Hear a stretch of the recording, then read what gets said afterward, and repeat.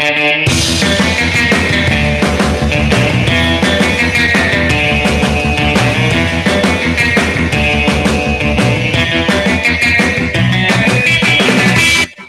everybody, and welcome to Vinyl Power. That's right, the podcast where we talk about our love for vinyl records and share it with you. Join us each week as we bring you the latest in vinyl releases, what's in our vinyl collection, and wrap it up with epic vinyl. That's right here, each and every week, with your hosts, the Reverend Jeff Kelly and Kurt Harris. Once again, welcome to Vinyl Power.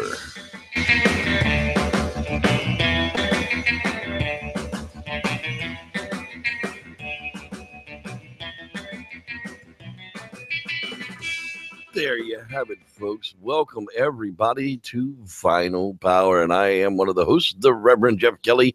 And that's right, we're going to be talking about vinyl records. Right there and in the home of North Carolina is the great Kurt Harris, the music man. And we are talking about some fun stuff tonight. And we are going to start off real quick. How are you doing today, sir?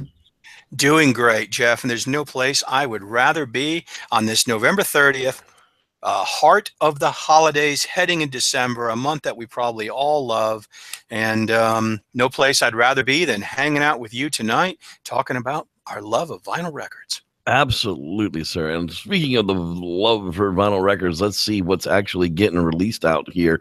Coming at you tomorrow, you'll start seeing them pop up all over the Facebook vinyl groups.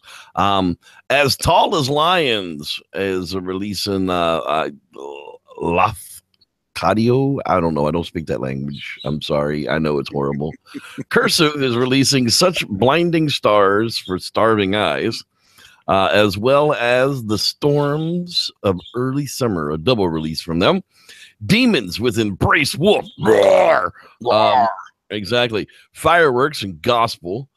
Hit the Lights is releasing Skip School and Start Fights. Probably bad advice, but hey, who knows? John Williams is re-releasing Star Wars: A New Hope, a 40th anniversary edition. That's cool. Yeah, that's probably going to be something I'm going to be looking for. Kevin Devine's releasing Make the Clocks Move, North Star with Pollyanna, and Rush with A Farewell to Kings re-release. Oh, really? Yeah. That's interesting. Didn't even know that. U2 is also re-releasing Songs of Experience.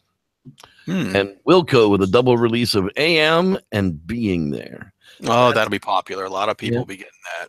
Yep, those are all popping up tomorrow. They're going to be arriving in people's boxes. They'll be down at your local record shops, I'm sure. My record shop surprised the living crap out of me last week, and I'll get to tell you about that here on the show. But I gotta ask you. This is the point in the show where I ask my buddy Kurt. Hey, Kurt, what you been spinning this week, man? You know, a lot of fun this week. Obviously, Miyuki's been in town for a few weeks, and we've been watching a lot of movies, listening to a lot of records, and she is a fan of this band just like I am, and that band is Pink Floyd. And so we decided, let's break out some Pink Floyd records, and we listened to a lot of Pink Floyd this week. And on a previous show, I had shown the original Pink Floyd record, Piper at the Gates of Dawn. So why not come to the second record, which is A Saucer Full of Secrets. This is 1968. It's pretty cool that on the back it says Pink Floyd Records. I believe this is actually a Harvest label, but it's Columbia. And but Pink Floyd Records, I like that it has that on there. And this is probably one of my favorite all-time Pink Floyd records, even though it's their second one. And the one really interesting thing I would say about this one, besides it just has a great track listing, is this is the only Pink Floyd record that has both David Gilmour and Syd Barrett. And it has the only track which is Set the Controls for the Heart of the Sun. That's the only track that has both of them together. So you have the only record that has all five members together before Syd, of course, finally succumbed to the mental disorder that took him away from normal life activities. And anyways, a great record, 1968, the second Pink Floyd album. And the drummer, Nick Mason, lists this as his favorite record that they ever did. So it's interesting. Obviously, they did so many more records that were more popular, but that was Nick's favorite. And so second in line, another one that I really like, a very interesting record for a lot of reasons, and that is these two covers always get me for some reason. They look sort of alike, and I always have to really read to make sure it's the right one, but Obscured by Clouds. Yeah. And it's always one of those covers I have a hard time looking at. it's strange, isn't it? It's just kind of a strange thing. I don't know what to make of that, but I guess Obscured by Clouds. 1972, and this was actually containing the music. Pink Floyd had been doing, I think they'd done 3 soundtracks for movies by this point. And this movie, they did the soundtrack. The movie was called La Vallée, and the movie was never actually completed. They completed the songs, and they were actually recording a lot of this at the same time that they were recording Dark Side of the Moon.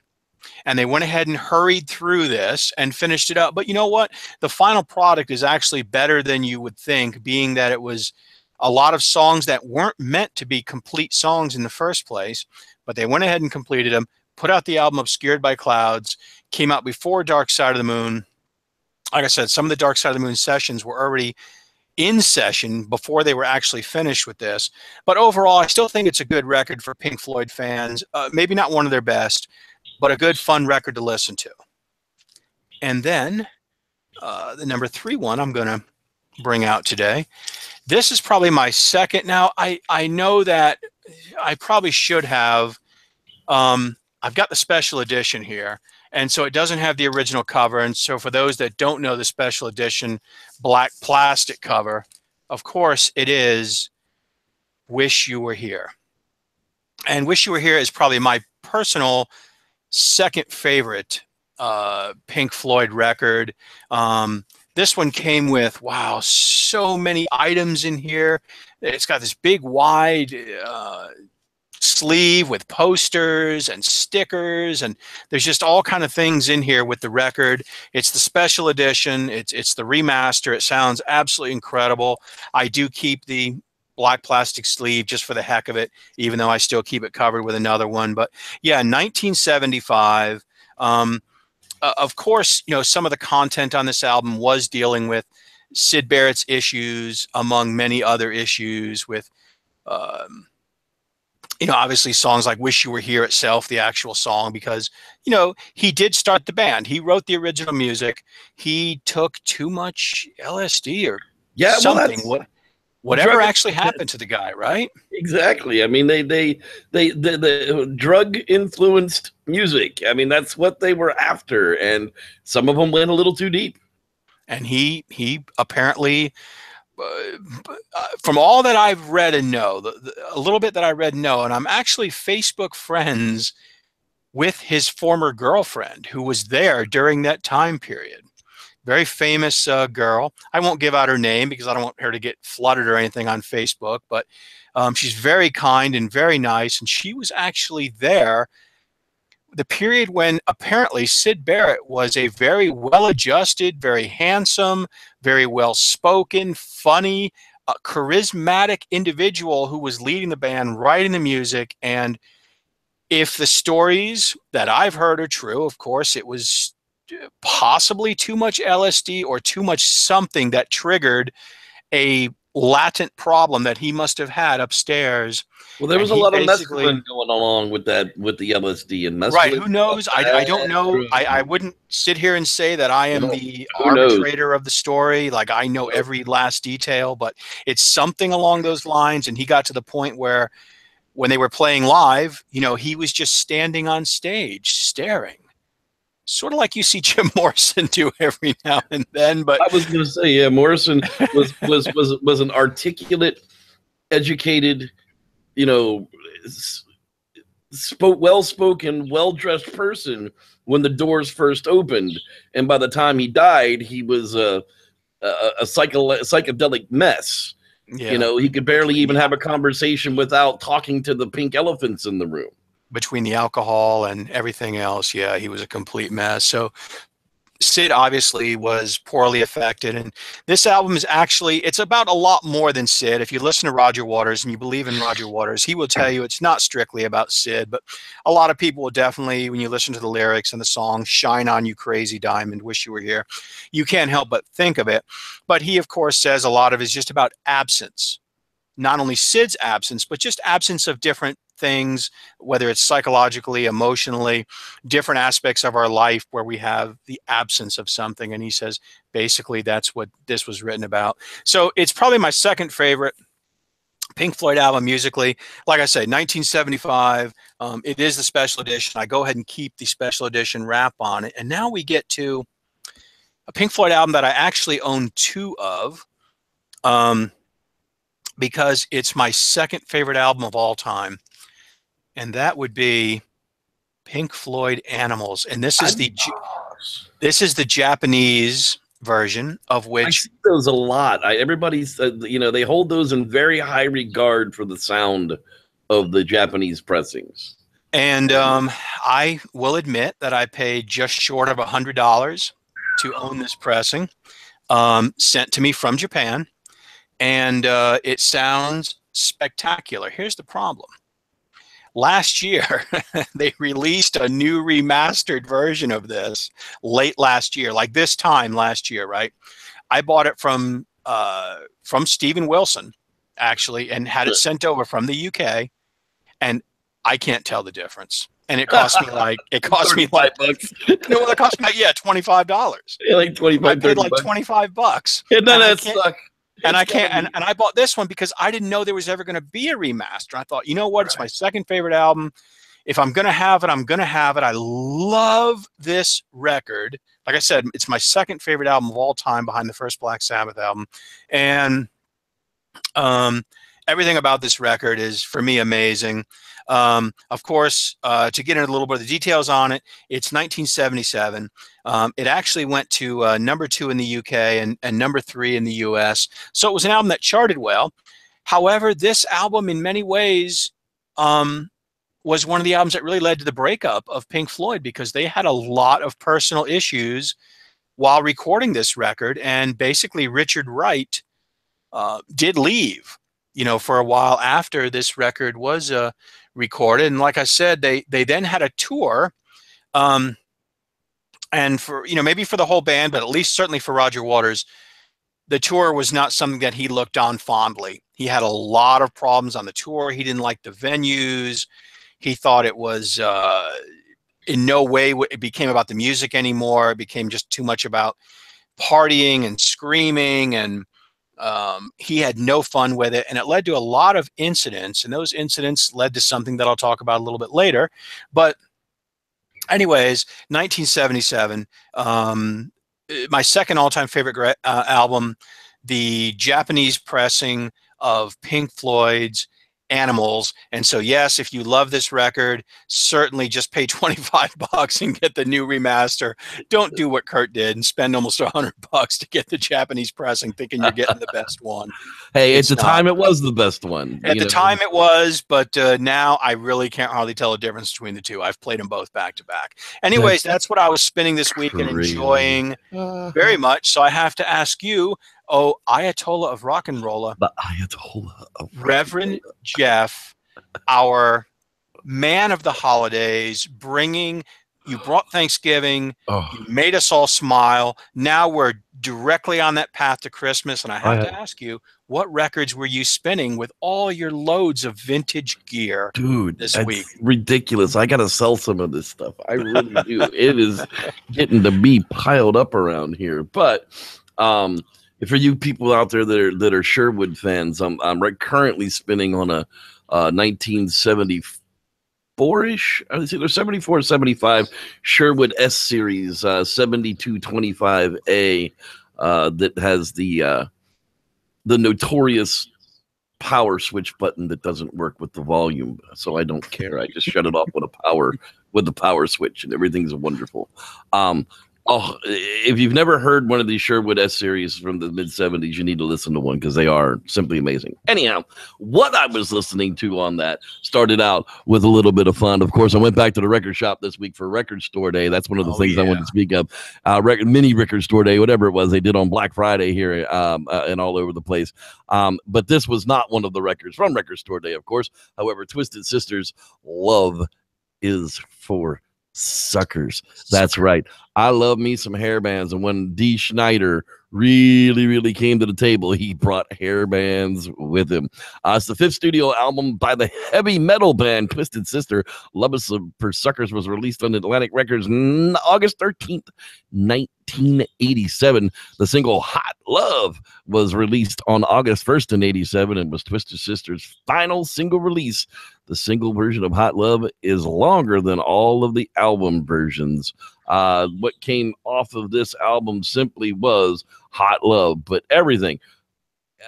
Me and the Boys, One Bad Habit, Feel Appear. I mean, there's just so much real good greatness, 80s greatness on this that you can't go wrong with some Twisted Sister. Speaking of just greatness, I have to move that one over there. Kiss is something that Kurt and I talk about a lot. We've had it on the show a couple of times already. And now this is not a Kiss album. However, what this is Ace Frehley and Frehley's Comets. I could not. And look at the price on that sucker. $5. It is just absolute glory. Kiss, not Kiss. You know what I mean? It really is. This one was the second solo release from Ace Frehley, former lead guitarist of Kiss. He also named his band after the title of this album, Frehley's Comets. And in this way, it is also considered the self-titled debut album credited to Frehley's Comet. As opposed to Frehley's solo release, it was the first album that Frehley released after leaving Kiss. So there's Ace Frehley's solo debut album, and then there's Frehley's Comet solo debut album. I don't think that works out right. Studio debut album? I'm not really sure how that all came to be. The solo band came into existence in 1984. None of the 10 tracks on it actually hit the charts in any notable way. However, it's Ace Frehley goodness. I mean, if you ever liked early Kiss, then you'll absolutely love the guitar riffs. Maybe not the singing, but that's neither really here nor there, is it? Does Ace mostly sing on that album? Yeah, he's the lead vocals on it. Well, you know what? I always liked that song "Shock Me," one of the songs that he sung a lot with Kiss. It's not bad. No, it's not. And these songs were written for these guys, so I mean it was well put forth. And I appreciated the effort. I really did. Ace was like, "Screw you, Gene, I'm getting my own band." Now comes to something that's kind of bothered me. Now, Beck's Odelay. Beck Odelay. Yeah. Oh, very cool. Interesting record. Yeah. See, that's not what people say about this. See, now everybody I've heard talk about this record, oh man, that's a great record. Yeah, really just on the edge stuff. You really got to hear it to appreciate it. So it was in the box, and this was an expensive friggin' this was a $12 record. Okay. I even asked the guy at the counter, I'm like, I've seen people talk about this record, but I've never actually listened to it. He's like, "Oh, that's a great record." I got news for you. It's like Pip farting on a snare drum. Look, I'm gonna tell you like this, okay? I probably had more music theory and music appreciation, formal education in high school and colleges than most people would ever even come close to having that deals in vinyl records and jazz or whatever the freak this was an attempt of. But holy Christ, does this record suck? It just from top to bottom, from start to bit. It's street sounds. It's refrigerators running. It's got some cool songs. I don't even know if I could call them songs. It's got some cool art, but just not for me. Not a single track on this was for me. Now, Devil's Haircut, Jackass, Where It's At, and Sissy Neck, they all hit the charts for some weird thing. But whatever this Paz alternative jazz crap album from Beck is definitely not American alternative rock. I've heard a lot of people talk about that album, and I've heard, as you say, up and down the line from hate it to love it. And so I've always thought of that as a really interesting record, and I know very little about it in terms of my own personal, knowledge of hearing it myself. So it's interesting to hear you say that you find it just horrible, just noise, just absolute noise. I tried to listen to it a second time. I put it on my headphone system over here, figured, well, maybe I would just, was listening to it with the wife, and maybe I was just in a bad mood or something. And I got myself in the right mood, I medicated up real good, and I sat back and was like, no, it just sucks. I listened to the first half of it. I flipped it over. I got about to the second track, and I'm just like, I'm done. What a load of crap that was. I mean, look, if you're a Beck fan and you're a fan of that album, leave us a comment and tell us why. Because I can't find a single reason to like that album. I really, really can't. Originally released June 18th, 1996 by DGC Records. This is actually the remaster, or reissue, sorry, on January 29th of 2008. Actually, I am wrong. This is an original copy. I realize, because this is not a 2-disc copy. So I have an original copy that sounds wonderful, except the music's crap. I think I know where that record is going. The wife says, we can always take it back and they'll buy it from us. They bought it from whoever sold it to them in the first place. And I'm like, that might be one of those cases. Really, yeah. It is crap. Yeah. Finally, though, I'm going to wrap it up on something fantastic. That's right. Poison. I finally got some Poison in my collection. Yes, sir. Look what the cat dragged in. Look at how pretty they are, but they're so pretty. Oh, it's one of the all-time great girl bands, isn't it? No, it's not. Exactly. This is literally Bret Michaels. Yeah. I don't understand where they were going with this. I mean, what was I was 13 when this album came out. You know what I mean? What was I supposed to think of all of this? Was I supposed to go into my mother's bathroom and take her makeup and try to make myself look like this? Because if I hadn't, she'd have caught me. She'd have beat me with a broom until I was bloody. I mean, it's not that my mother doesn't like gay people or trans people or whatever. I don't understand. These people would be transvestites today, or what would they? I mean, I don't know. They definitely weren't men. And to be honest with you, I liked the music when it came on the radio. I liked the music. The music was great. But my friends went to the concert before I could get tickets to it. They're like, man, they just look like chicks up there. They look like boobless chicks. And I was like, well, how many chicks were in the audience? Because that's what I was always interested. I mean, I went to the Tiffany concert. It wasn't for the music. I mean, it was probably loaded, right? It was probably was like, the girls were confused too. There were no chicks there. I mean, there were a bunch of heavy metal dudes that were standing around just kind of staring at each other, not understanding what they were supposed. Were they supposed to mosh? Were they supposed to kiss? I mean, they just kind of stood around and didn't know what to do with each other. So, it was a real miss, if you ask me, on their marketing. Whoever it was decided that was the marketing scheme to bring a group called Poison to the table, was just trying to be as ridiculous as possible. Now, if I'm not mistaken, Twisted Sister actually came later.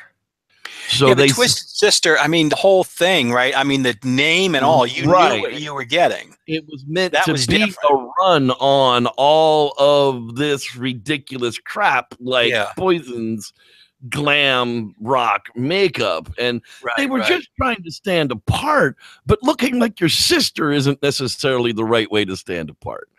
At least for me. I think if they would have been marketed differently, they may have been another Van Halen. They had the talent. Oh, they had songs. I mean, they had the songwriting ability.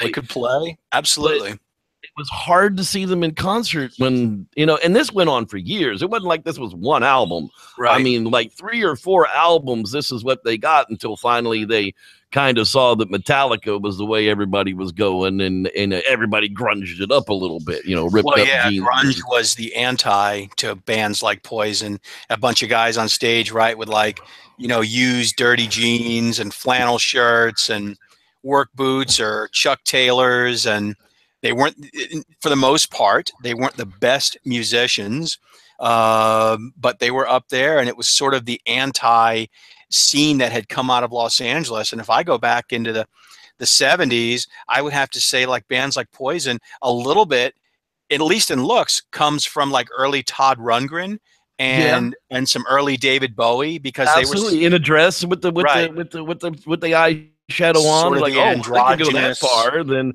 maybe we can Yeah, just take it a little further and we'll be even more famous. Well, right. maybe not so much. This one came out August 2nd, 1986. Not an initial success, but it did finally peak out at number 3 on the U.S. Billboard chart in 1987, early in May. So Talk, very popular record. yeah, Talk Dirty to Me, I Want Action, I Won't Forget You, Cry Tonight. They all hit the charts. Like I said, it was a really good, strong album, but unfortunately, it just like I said, it left a lot of people just confused, and I was one of them. I wanted to like them. People were like, "Oh man, you can't like Poison." I'm like, but I can like the band's music without liking their appearances, right? Right, I mean, isn't right. that what art is Oh, about? yeah, About of course. enjoying the essence of what they bring to the table, not necessarily Absolutely. how they bring it to the table. I mean, if Pip start farting on a snare drum is your thing, then then we can sit around and listening to Pip farting on a snare drum. But for me, like I said, I always liked Poison, and I took a lot of hits for it. Like I took a lot of ribbing and a lot of jazzing for it. I'm like, yeah, but in the end, it's not going to matter. 30 years from now, when we look back on Poison, Poison's going to have top songs in the charts over and over and over again, whether they were wearing chick makeup or not.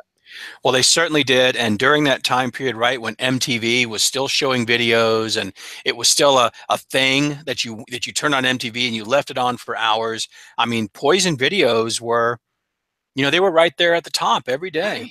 Hey, I mean, the band, Talk dirty to me. right. I remember it all very well. Oh yeah, man. I mean, it was rocking music. You turned up the stereo when it came on. It was just very, very strange times. Anyhow, Mr. Kurt, I got to ask you, sir. It's time once again for that time of the show.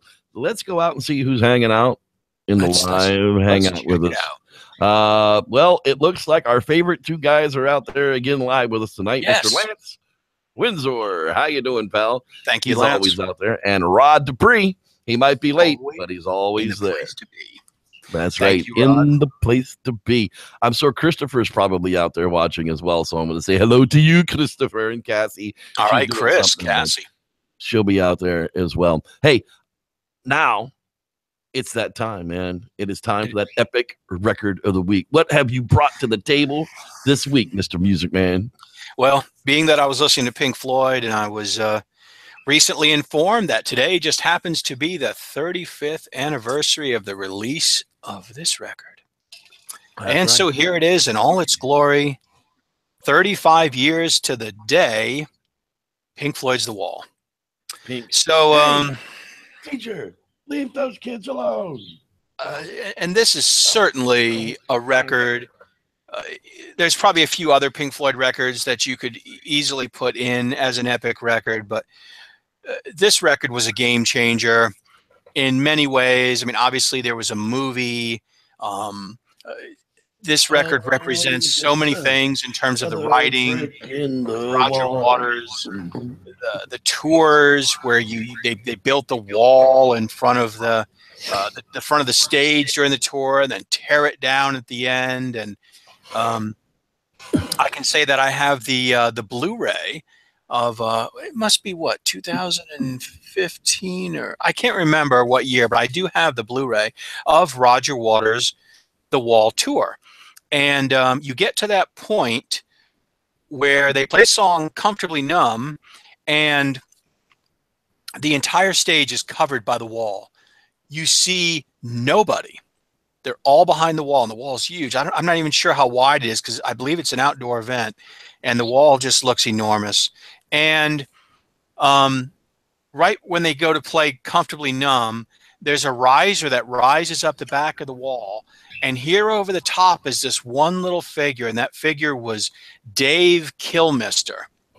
Dave Kilmister played, and that must have been actually pretty tough to get up there on your own and play this iconic David Gilmour guitar solo for Comfortably Numb. And he's just up there by himself with spotlights on him, this whole amazing white wall, and there's Dave Kilmister alone.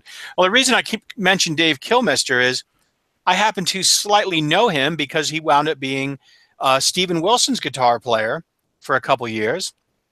He just recently went back with Roger Waters for the latest Wall tour that he just did, or he might even still be on because I knew friends that went to it just within the last 2 or 3 months. But anyways, he was asked, what that was like to be the person that rose up. And he said it was quite an amazing experience anytime he had to do it. And I can only imagine that it was.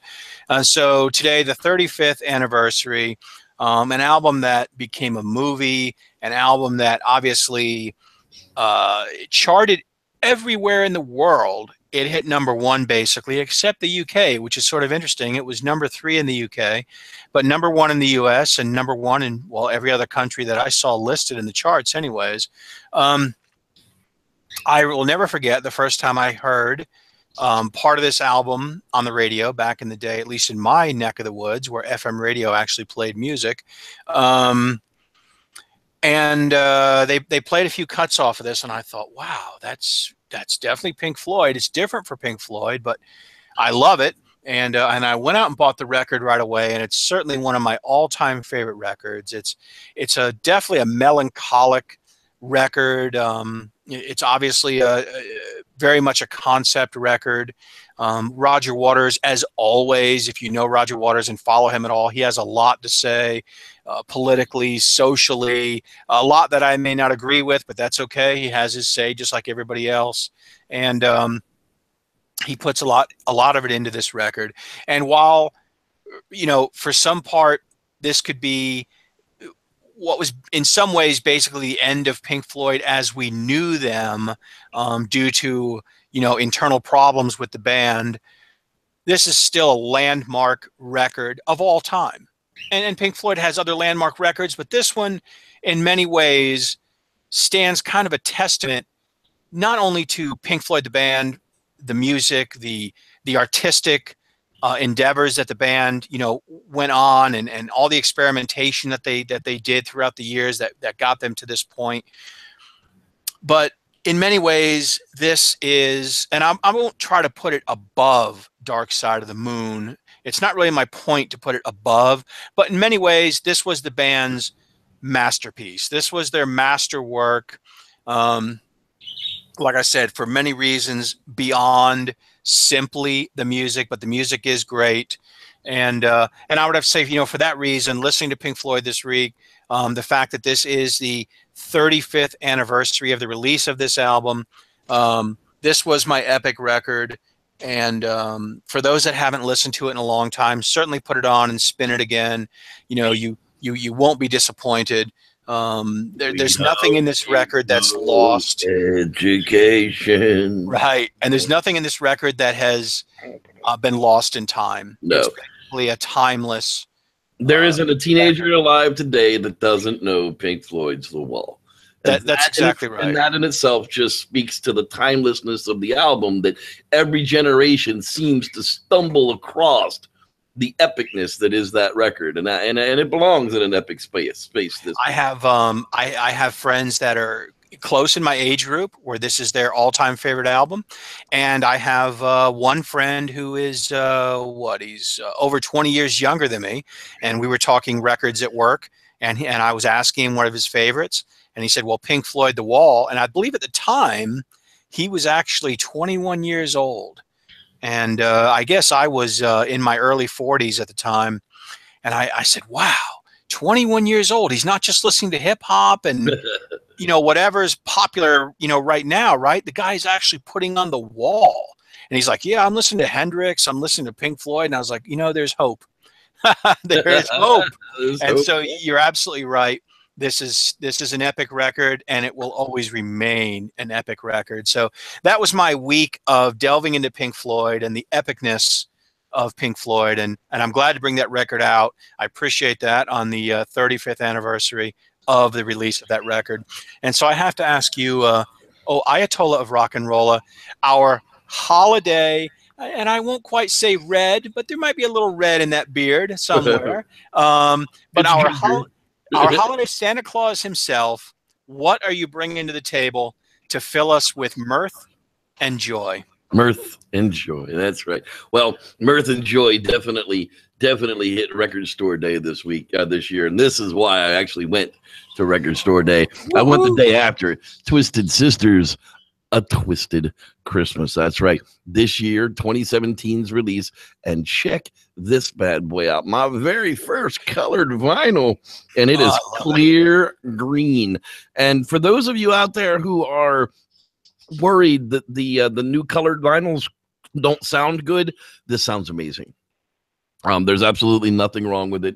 It plays just as good as any other brand new record that's come out of the sleeve on my player. So don't, there was a thing in the old days where the colored vinyl didn't sound as good. There was whatever the case. This stuff sounds fantastic. But the Twisted Christmas, Dee Snider really kind of hits it out of the park with this one. Originally released in 2006, the album features, classic Christmas songs performed in metal versions. "Oh Come All Ye Faithful" is basically the band's popular "We're Not Gonna Take It." "Oh Come All Ye Faithful" is literally done to the tune of "We're Not Gonna Take It." Oh no, we ain't gonna take it. Gotta love it. It really is "Have Yourself a Merry Little Christmas." "Oh Come All You Faithful," "White Christmas," "I'll Be Home for Christmas," "Silver Bells," "I Saw Mommy Kissing Santa Claus," "Let It Snow, Let It Snow, Let It Snow," "Deck the Halls," "The Christmas Song," "Heavy Metal Christmas," which is the 12 Days of Christmas, and "We Wish You a Twisted Christmas." We wish you a twisted Christmas. We wish you a twisted Christmas. And that's actually a hidden track. You have to let track 10 play a couple of seconds past, and it'll pick it up. And if you have your deck set on auto player, it won't even play it. Nice. It's like it's in the wax runoff. It literally is in like the last couple of lines of the wax runoff. It's kind of strange. Dee Snider, of course, does the lead vocals on this one, and it seems like these Christmas albums always kind of hit the charts because it's that time of year. However, I got something today kind of as a bonus that I wanted to talk about. It's unfortunately not on vinyl because it never actually existed on vinyl. It is on a FLAC file, which is the highest quality MP3 type of files that you can get. However, I struck into the oh God bless it, the Beach Boys Christmas sessions from 1964, and it literally has tracks without vocals, instrumental takes, overdub, tryouts of instruments. It really has just a 3 CD set of everything that they did to put the 1964 Beach Boys Christmas album together. And of course it has all the final tracks as well. So yeah, I'm going to sit down and really take a good listen to this one. It's kind of a bonus this week. I know we don't really talk about digital files too much, but boy, is that going to be fun. That's awesome. The Twisted Sister Christmas, though, was a present for the wife. She absolutely wanted one, and of course, I couldn't find a used copy local. And then with it coming out on Record Store Day, I'm a fan of Record Store Day, and I didn't pay a fortune for it. It was $20. Green clear vinyl, reissue for $20. I was right on it, like a fat man in a sleigh on Christmas Eve. And with that, I guess it's about that time we start playing that sad going away music. Bad music. Yeah, you know, it's sad because the show's over. It was like, oh, the show's too short. Yeah, we babble a lot, but it's fun. That's the way you can always come back and find us on Facebook at Vinyl Power Podcast. Just type that right into the search bar and it'll take you right to our page. Click like, share it with your friends. Hit the subscribe button and the bell over there, because we need 100 subscribers to name the channel. And that would make things a whole lot easier for everybody. So, yeah, there's that. We appreciate everybody coming by that came by. It's going to be Christmas season soon, so tune in next week to see which Christmas album the Reverend features again. I want to thank Mr. Kurt Harris from North Carolina. Mr. Kurt, the Music Man Harris, will be back with us next week, right here at Vinyl. Until then, keep your records off the floor and your stylus clean.